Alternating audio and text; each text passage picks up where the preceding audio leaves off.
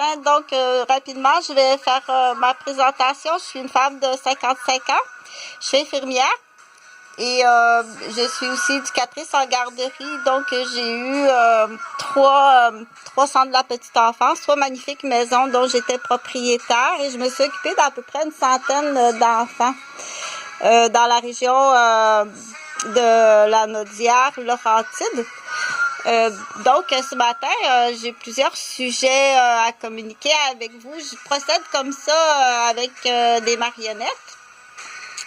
Et en même temps, c'est de l'enseignement pour les éducatrices ou bien pour les artistes. Donc, c'est un style, c'est improvisé. Par contre, l'information est à retenir. Donc, je fais plusieurs choses dans la vie. Entre autres, je suis étudiante à la faculté de médecine en santé sexuelle. Donc, c'est un développement qui est très important dans mon cadre de profession d'infirmière parce que tout au long de ma profession, dont j'étais surtout une professionnelle à ce moment-là, à l'hôpital Maisonneuve-Rosemont, sur ce qu'on appelle l'équipe volante. Donc, j'ai fait beaucoup d'urgences et j'ai fait aussi beaucoup de départements en lien avec la famille, c'est-à-dire beaucoup d'heures en pédiatrie, beaucoup d'heures en salle d'accouchement, postpartum, dans l'ordre, salle de travail. Salle d'accouchement, postpartum, pouponnière et pouponnière soins intensifs, urgence et tous les départements de chirurgie, de soins longue durée, courte durée et puis soins palliatifs, soins qu'on dit soins de dernière vie et aussi en santé mentale et ça c'est à l'intérieur du ministère de la Santé, c'est-à-dire en centre hospitalier, mais j'ai également travaillé en semi-privé, en privé, puis en travailleur autonome dans le domaine de la santé.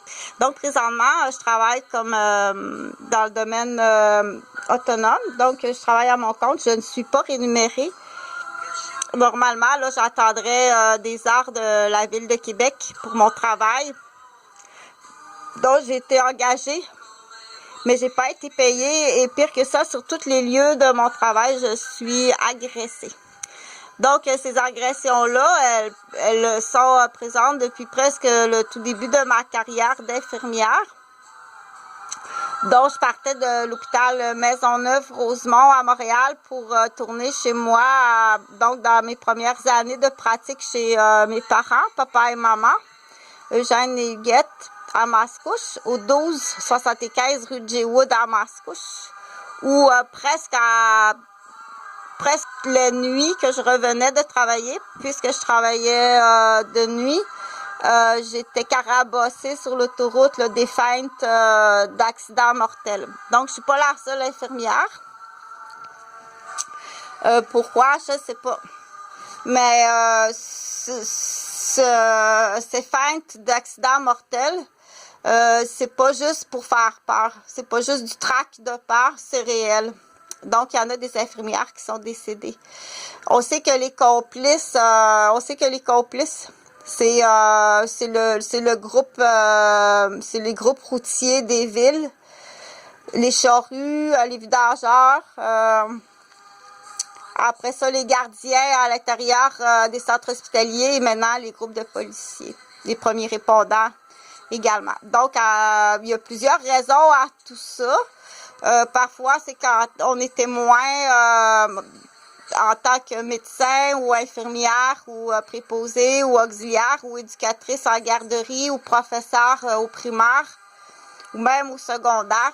Quand on est en lien avec la famille, on devient premier témoin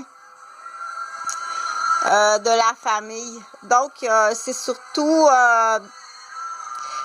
dans ces sphères-là, quand on est témoin ou victime, ou impliqué involontairement ou impliqué de force, qu'à ce moment-là, on n'a pas le choix de faire face à un système en lien avec la criminalité. Donc, les gens qui veulent se débarrasser de témoins, on appelle ça de la loterie humaine, se débarrasser de quelqu'un en hypocrite. Il faut juste le dire clairement. T'essayes de me tuer en hypocrite. Tu joues à la loterie humaine. T'essayes de me tuer en hypocrite. Qui ça? Ils sont plusieurs. Donc, s'il vous plaît, je suis pas la seule. Ça fait des années qu'on fait un appel à l'aide. C'est peu que ce soit juste mon YouTube que j'ai comme moyen de communication, que toutes les formations, toutes les mémoires, tous les livres, tous les documents, tous les dossiers partagés sur Facebook s'en vont en unidirectionnel dans la boîte des directeurs qui sont en charge de vouloir m'effacer de la surface. Donc, on appelle ça un tueur.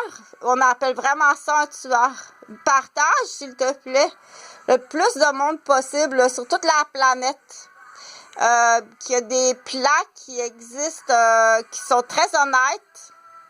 Parce que ces criminels-là, ces tueurs-là, en hypocrite, ils ont des groupes, ils ont des associés. Donc, la dégringolade, elle peut être directe sur l'autoroute avec un accident fatal où ils vont pousser la personne à des maladies de comorbidité qui vont l'emmener à la mort, l'entourer de matériel électromagnétique cancérigène pour qu'elle meure du cancer. Donc, se débarrasser de quelqu'un en hypocrite, t'es un tueur. Oui, t'es un tueur. Oui, t'es une tueuse. Oui, t'es une tueuse. Oui, t'es un tueur. Donc, rapidement, comme ça, là, ce qui est important de retenir,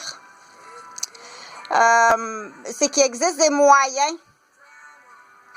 Il existe des moyens d'y arriver. La première des choses, c'est la communication. Partage, s'il te plaît, à plus de groupes possibles. J'essaie de faire des vidéos qui sont le plus faciles possible à comprendre parce qu'il y a toutes sortes de victimes. Il y a des victimes partout.